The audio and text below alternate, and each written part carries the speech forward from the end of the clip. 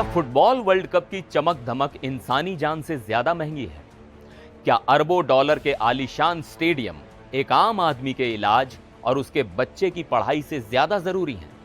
यह सवाल मैं नहीं पूछ रहा, यह सवाल पूछ रही है मोरक्को की युवा पीढ़ी जो इस वक्त सड़कों पर है। और इन सवालों को पूछते पूछते अब तक 3 लोगों की जान जा चुकी है।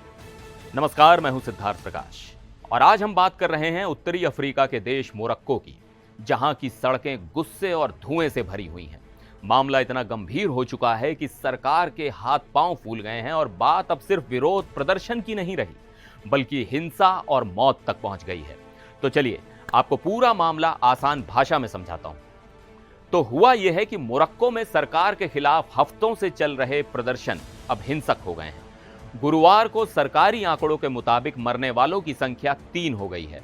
ये मौतें अगादिर शहर के पास लेकलिया नाम के एक छोटे से कस्बे में हुई, जहां सुरक्षा बलों ने प्रदर्शनकारियों पर गोलियां चलाईं। सरकार का कहना है कि ये लोग पुलिस से हथियार छीनने की कोशिश कर रहे थे, इसलिए गोली चलानी पड़ी। हालांकि वहां मौजूद किसी भी चश्मदीद ने इस बात की पुष्टि नहीं की है। इस हिंसा में 350 से ज्यादा लोग घायल हुए हैं, जिनमें से ज्यादातर पुलिस वाले हैं। सैकड़ों गाड़ियां, बैंक, दुकानें और सरकारी इमारतें जला दी गई हैं। अब सवाल ये उठता है कि आखिर मोरक्को के ये नौजवान, जिन्हें जेन ज़ी कहा जा रहा है, इतना गुस्से में क्यों? इनकी नाराजगी की वजह क्या है? वजह छिपी है 2 चीजों में, फुटबॉल और करप्शन। मोरक्को 2030 में होने वाले फुटबॉल वर्ल्ड कप की सह मेजबानी कर रहा है। इसके अलावा इसी साल अफ्रीका कप ऑफ नेशंस भी यहीं होना है। इन बड़े टूर्नामेंट्स की तैयारी के लिए मोरक्को की सरकार अरबों डॉलर पानी की तरह बहा रही है। नए नए स्टेडियम बन रहे हैं, पुराने स्टेडियमों को चमकाया जा रहा है और इसी बात से वहां के युवा चिढ़े हुए हैं। वो सोशल मीडिया पर, पोस्टर्स पर और अपनी आवाज में एक ही सवाल पूछ रहे हैं, stadiums are here but where are the hospitals?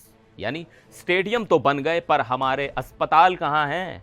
उनकी शिकायत है कि जब देश के स्कूल और अस्पतालों में बेसिक सुविधाओं की कमी है, फंड्स नहीं है, तब सरकार सारा पैसा फुटबॉल पर क्यों लुटा रही है?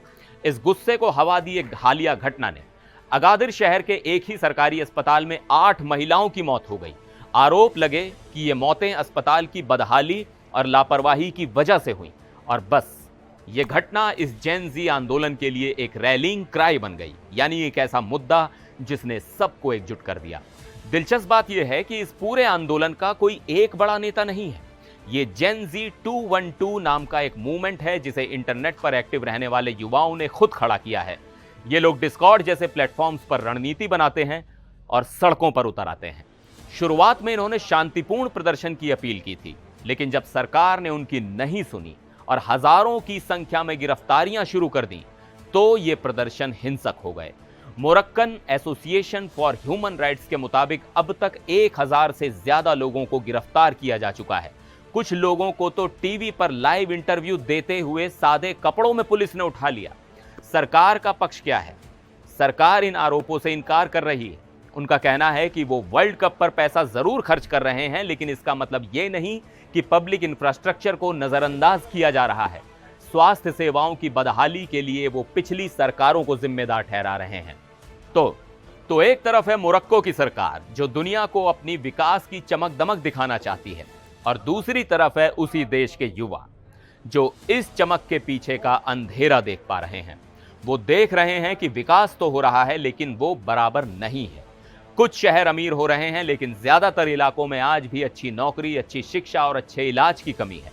अब देखना यह होगा कि वर्ल्ड कप की तैयारी में डूबी मोरक्को की सरकार अपने ही देश के युवाओं की आवाज सुनती है, या ये विरोध की आग और भड़केगी। आपका इस मामले पर क्या कहना है? अपनी राय नीचे कमेंट बॉक्स में जरूर लिखें। फिर मिलेंगे एक और वीडियो में, तब तक के लिए नमस्कार।